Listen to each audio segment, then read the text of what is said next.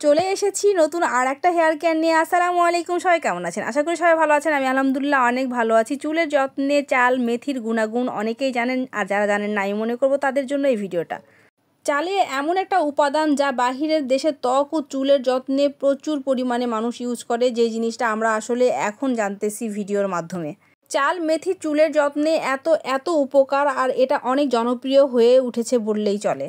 সারা রাত চাল আর মেথি ভিজে রেখে সেই পানিটা জাদুর পানি হিসেবে ইউজ করতে পারেন। এত এত চুলের জন্য উপকার, যে জিনিসটা আসলে আপনারা ইউজ না করলে বুঝতেই পারবেন না। যাদের চুল পড়ে, তারপরে চুল ফেটে গেছে, চুলের গোড়া মজবুত করার জন্য, ড্যান্ড্রাফ রিমুভ করার জন্য এই পানিটা খুবই উপকার। আর যেই চাল আর মেথিটা থাকবে সেটার মধ্যে একটু পরিমাণে পানি দিয়ে আপনি ব্লেন্ডার করে জাল দিয়ে চুলে ইউজ করবেন, ন্যাচারাল কন্ডিশনার হিসাবে ইউজ করতে পারবেন।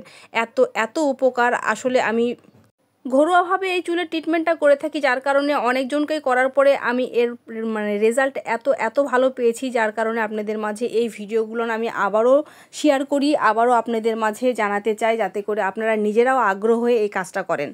আমি কিন্তু সারা রাত ভিজে রাখা যে পানিটা, সেটা কিন্তু এক্সট্রাভাবে আমি রেখে দিয়েছি। সেটা 7 দিন পর্যন্ত আমি মাথায় দিতে পারবো, রাত্রেবেলা দিব, পরের দিন সকালবেলা ধুয়ে ফেলবো। নর্মালিভাবেই দিবেন, কোনো শ্যাম্পু ইউজ করতে হবে না।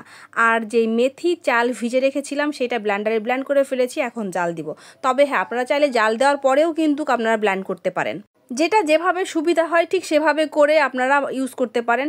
একেবারে ন্যাচারালভাবে এই জিনিসটা ইউজ করা একেবারেই সহজ। কেউ পাটাতে বেটেও করতে পারেন, ব্লেন্ডার থাকলে ব্লেন্ডারেও ব্লেন্ড করতে পারেন। দেখেন জাল দেওয়া হয়ে গেছে যখন, তখন কিন্তু ফুটে এত সুন্দরভাবে হয়ে গেছে, একেবারে দেখতে কন্ডিশনারের মতন মনে হচ্ছে। তো এখন এই জিনিসটা ঠান্ডা করার পালা, তারপরে চুলে অ্যাপ্লাই করব। তো চলুন তাহলে চুলে অ্যাপ্লাই করাটা দেখাবো। তবে হ্যাঁ, চুলে অ্যাপ্লাই করার সময় কিন্তু চুলের লেন্থ অনুযায়ী মেডিসিনটা তৈরি করে নেবেন। এভাবে চুলের স্কাল্পে সুন্দরভাবে মাসাজ করে অ্যাপ্লাই করতে হবে, A to Z চুলের মধ্যে, যেন আপনার মেডিসিনটা সেট হয়ে যায়। চুলে অ্যাপ্লাই করার পরে চুলে যখন অ্যাবজর্ব হয়ে যাবে, তারপরে এই জিনিসটা কিন্তু শ্যাম্পু দিয়ে, মানে নর্মাল পানি দিয়ে ধুয়ে ফেলবেন। তারপরে শ্যাম্পু ইউজ করবেন। শ্যাম্পু ইউজ করার সময় যখন শ্যাম্পুর ফেনাটা হবে, আপনারা চাইলে শ্যাম্পু ব্রাশ পাওয়া যায়, কিংবা চিরুনির সাহায্যে আস্তে আস্তে চিরুনি স্কাল্পে ইউজ করবেন। কারণ এই জিনিসটা খুবই ভালো হয়। অনেকে কিন্তু আপনারা করেন না, যখন চিরুনি দিয়ে মাথা আর স্কাল্পে চিরুনি করবেন তখন কিন্তু স্কাল্পটা সুন্দরভাবে ক্লিন হয়ে যাবে, আর রক্ত সঞ্চালনটা ভালোভাবে হয়ে যায়। কারণ আমরা আমাদের এখানে যে ট্রিটমেন্টটা করি, তখন দেখা যাচ্ছে যে আমাদের এখানে ওজন থেরাপি আছে। তো চুলের স্কাল্পের জন্য যেই উপকারটা হয়, আপনারা সেই উপকারটা ঘরে থেকে এরকমভাবে ট্রিটমেন্ট করলে কিন্তু সেটা করতে পারবেন না।